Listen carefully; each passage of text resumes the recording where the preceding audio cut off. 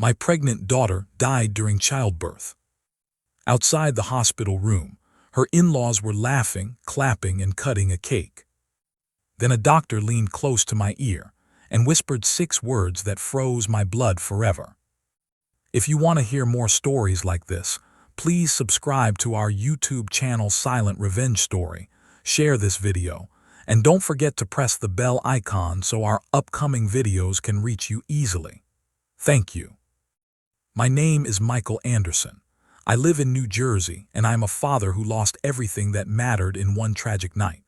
My daughter, Emily Anderson, was 26 years old, radiant, smart, and full of life.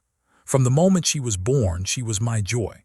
Her laughter could light up a room, her smile could soothe any pain.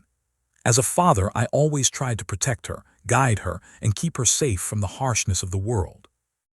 When Emily told me she was pregnant, I was overwhelmed with happiness. She called me constantly, telling me every little detail about the baby. How it kicked, how she was craving food, how she dreamed of holding her child. Every phone call was filled with her excitement, her dreams, and her hope. She was glowing with anticipation. She told me she wanted to be the best mother, the kind of mother who gives love endlessly. Emily married Jason Collins, a young man from a wealthy, respected New Jersey family. Jason seemed kind and attentive at first. His parents, Linda and Richard Collins, smiled and promised to care for Emily as one of their own. We thought she had found a loving, supportive family. But appearances, as I would painfully learn, can be deadly lies. After moving in with the Collins family, Emily slowly changed. Her laughter faded, her energy dimmed, and a quiet fear replaced the warmth in her eyes. When I spoke to her, she would whisper, "I'm fine, Dad, just tired," but her trembling hands betrayed her words. She would flinch when her mother-in-law spoke sharply, and her husband, Jason, often stayed silent during heated discussions. Emily's spirit was being broken quietly, slowly, by people she trusted. Linda controlled every aspect of Emily's life. "Don't eat that," she would say. "You're gaining too much weight." Richard criticized her for resting, claiming that she was being lazy. Jason, the man who vowed to protect her, rarely defended her, often ignoring her pleas or offering a weak excuse. Emily begged to see a private doctor multiple times, but her requests were ignored. "She's young. Women have bobbies all the time," Linda would say. "Stop being dramatic," Richard added.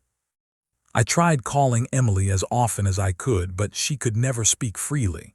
Each conversation left me anxious, heartbroken, and fearful. Her silence screamed louder than any words. I felt helpless, miles away, unable to shield my daughter from the cruelty of the people she married into. Months passed and tension at home grew. Emily's pregnancy became increasingly difficult. She had swelling, fatigue, and occasional pain, but the Collins family dismissed every warning. "You're exaggerating. Stop worrying," they said. Emily began writing to me secretly, describing how they restricted her diet, forced her to perform household chores, and ignored her medical needs.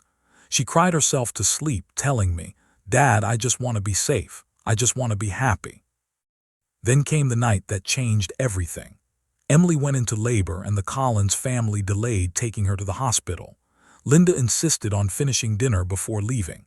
Richard wanted Jason to arrive from work before calling an ambulance. Every second mattered, but they prioritized appearances over life. By the time they finally took Emily to St. Mary's Medical Center, she was pale, weak, and barely conscious. The hospital staff rushed her in, but precious time had been lost. I received the call too late. When I arrived, the sight I saw outside the delivery room haunted me forever. The Collins family was laughing, cutting a cake, and celebrating. Linda was on the phone with relatives.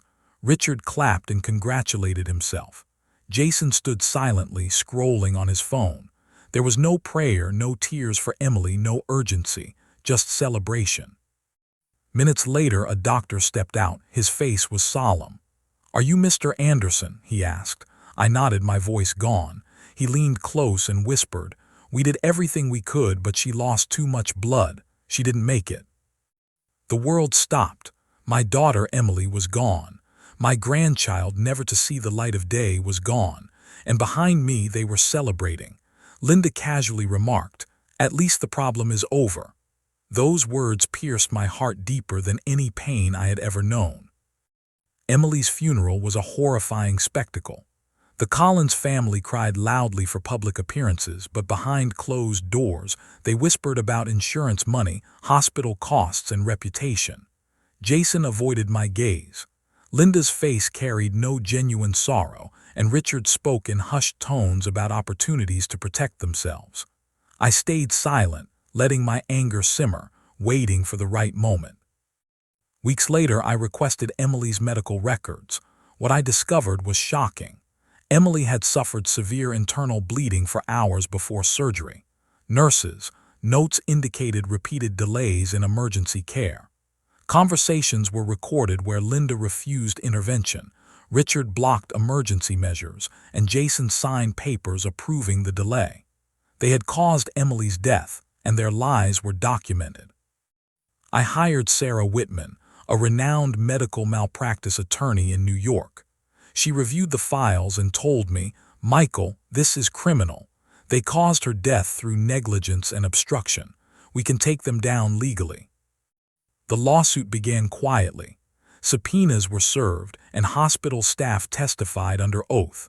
Nurses broke down, revealing the pressure and threats from the Collins family. Statements, emails, and phone records left no room for doubt. The Collins family panicked. Jason issued weak apologies. Linda denied everything. Richard tried to intimidate witnesses, but the evidence was overwhelming. The court ruled gross negligence, criminal liability, and substantial financial penalties. Jason lost career opportunities. Richard's business empire crumbled. Linda faced criminal charges for obstruction and neglect. Their social life disappeared. Friends abandoned them.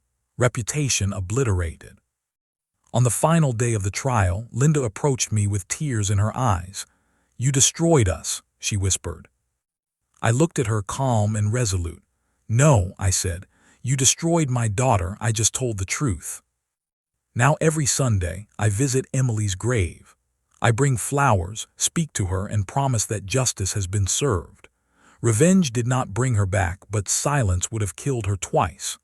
I learned that some smiles hide monsters, some families destroy from the inside, and sometimes the most terrifying revenge is the truth spoken aloud.